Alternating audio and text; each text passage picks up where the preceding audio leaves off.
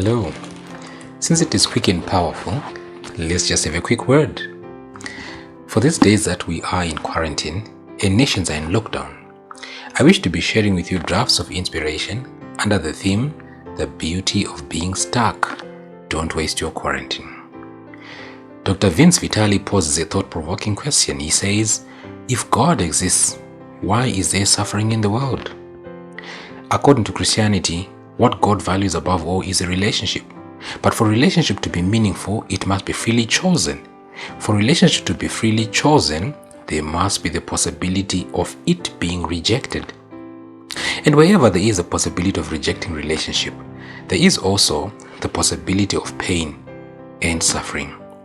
Just like what the world is experiencing today with the pandemic that has brought everything to a halt, losses of life, social life, business and peace of mind, there is skepticism about how to merge the idea of a loving God in a world that brings suffering. Why didn't he stop the pandemic? If God is as great as Christians claim he is, then sometimes not fully grasping the fullness of his reasons is exactly what we should expect. And if it's exactly what we should expect to find if God does exist, then our finding it can't be strong evidence that God does not exist. Did God create evil as well? A university professor once challenged his students with this question: did God create everything that exists? A student bravely replied, yes, he did. So you mean God created everything? Asked the professor. Yes, sir, the student replied. The professor then took it further. If God created everything, then God created evil. Since evil exists, and according to the principle that our works define who we are, then God is evil. The student became quiet before such an answer. The professor was quite pleased with himself and boasted to the students that he had proven once more that the Christian faith was a myth. Another student raised his hand and said, "Can I ask you a question, Professor?" "Of course," replied the professor. The student stood up and asked, "Professor, does cold exist?" "What kind of a question is this? Of course it exists. Have you never been cold?"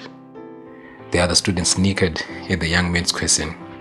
The young man then replied, "In fact, sir, cold does not exist. According to the laws of physics, what we consider cold is in reality the absence of heat. Every body or object is susceptible to study when it has or transmits energy. And the heat is what makes a body or matter have to transmit energy. Absolute zero, which is minus 460 degrees Fahrenheit, is the total absence of heat. All matter becomes inert and incapable of reaction to that temperature. Cold does not exist. We have created this word to describe how we feel if we have no heat." The student continued, "Professor, does darkness exist?" The professor responded, "Of course it does." The student replied, "Once again, you are wrong, sir. Darkness does not exist either. Darkness is in reality the absence of light. Light we can study, but not darkness. In fact, we can use Newton's prism to break white light into many colors and study the various wavelengths of each color. You cannot measure darkness. A simple ray of light can break into a world of darkness and illuminate it. How can you know how dark a certain space is? You measure the amount of light present. Isn't this correct? Darkness is a term used by men to describe what happens when there is no light present." Finally, the young man asked the professor, "Sir, does evil exist?"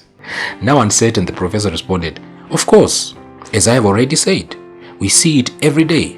It is in the daily example of men's inhumanity to men.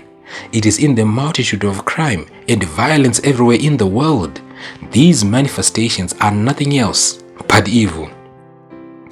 To this, the student replied, "Evil does not exist, sir, or at least it doesn't exist unto itself. Evil is simply the absence of God.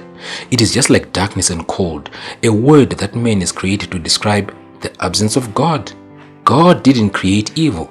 Evil is not like faith or love that exists just as does light and heat. Evil is the result of what happens when man does not have God's love present in his heart. It's like the cold that comes when there is no heat, or the darkness that comes when there is no light. So God created all that is beautiful and lovely, including a senior angel named Lucifer, who was all beautiful and lovely, till one day that angel decided to start his own administration without God. And in the absence of God, what was and is the result? Evil. Did God create evil? No. Evil came when good, beautiful, and lovely decided to start off without God. However, this God who is love, not loving, cannot blot out of existence the father of all that is evil in a flash, or be like someone we know, snap of the fingers. God let it play out till the day he shall put an end to it all, and evil shall not rise again. The professor sat down speechless. My friends, if God exists, why is there suffering? One thing is certain. God made the world that was good and lovely, with room for his creation to have free will and make decisions and not be like robots. Evil was found in his leading angel. And to try and explain evil's origin is to excuse it. Since evil cannot exist in heaven with God, evil couldn't find a place in heaven anymore and has invaded our world till God shall finally uproot it, branch and stem. If God exists, why is there suffering? Well, the invader is the source of this evil, and he shall be dealt with once and for all. When God finally does so, iniquity will not rise again, and all things will be made new. As for now, the calm assurance that I have is that our God is with us through any crisis, whether it be COVID-19 or whatever it is. Through it all, he is with us, even to the end of the world. Matthew 28:20 says that. Anyway, this is me leaving you with a quick word. God bless you.